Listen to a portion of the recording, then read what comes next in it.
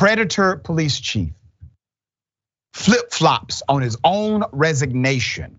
Let's put his picture up. This guy is such an interesting, corrupt person. Plaquemine, Louisiana. The police chief, his name is Kenny Payne, originally planned to resign. Why?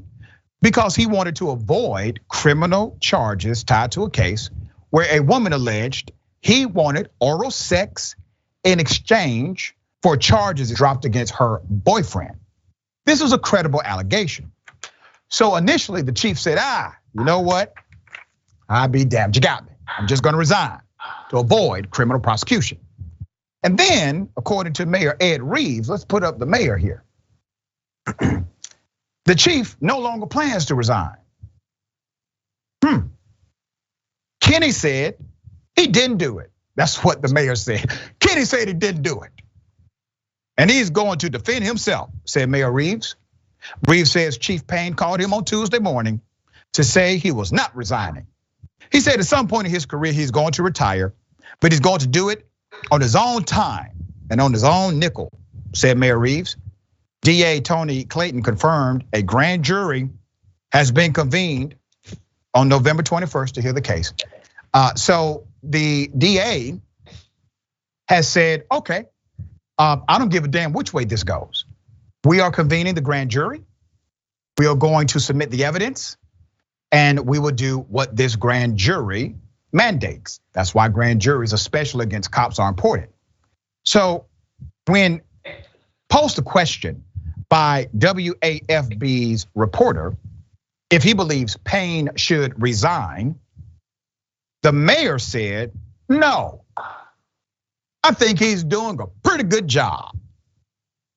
The Board of Selectmen appointed Payne to serve as interim police chief back in 2015. After Police Chief Orion Galato's death, Payne ran for and was elected to the office last year, that same year, and has been chief ever since. Now, we're going to continue to follow this story because here's what typically happens with allegations like this against men like the chief.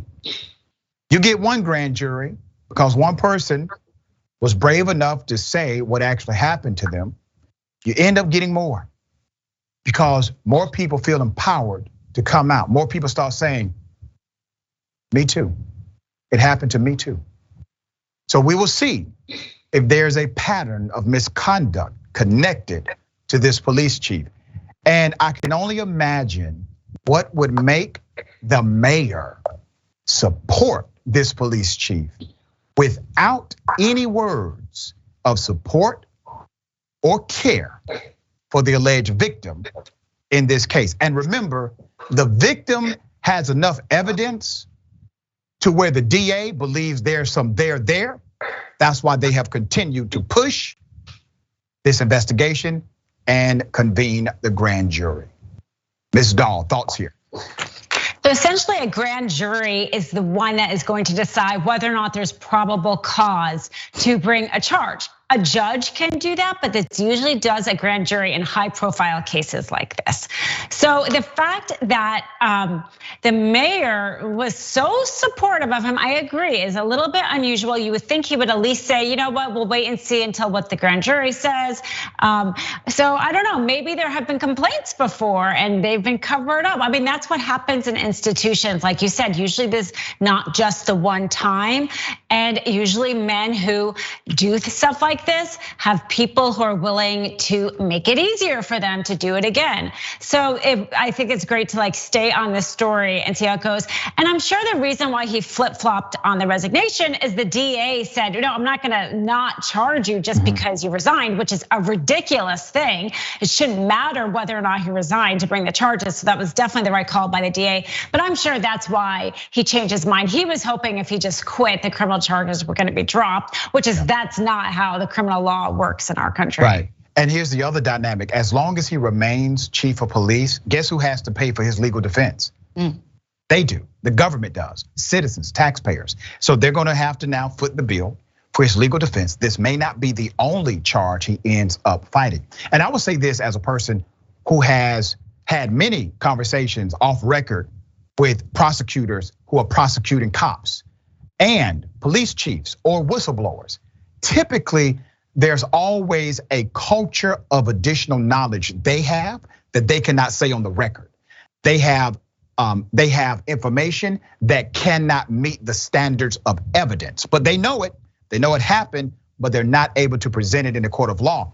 And 9 times out of 10, when I engage with an individual who is prosecuting a cop, they have so much background information, but they can only bring 1 out of, let's say, 5 actual things that they've done because of the rules of evidence. Can you speak to those rules of evidence and why sometimes you will see one case significantly prosecuted and you will say, well, goodness, all of that for this one case, but many times there's a lot of background that we don't know.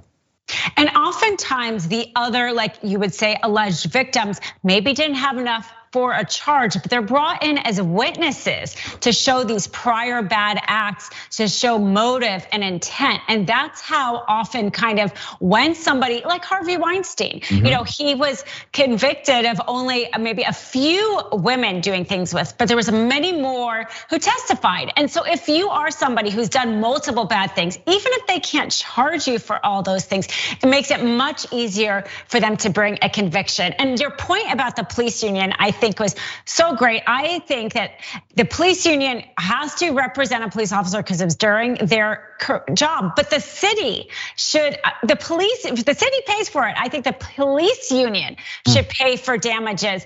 And I think that would be how they would kind of self-enforce a lot of their ethics, which they don't have. We've talked about that, they should have ethics. Well said. I advocate also for police officers to have malpractice insurance similar to that of medical doctors and psychologists, etc.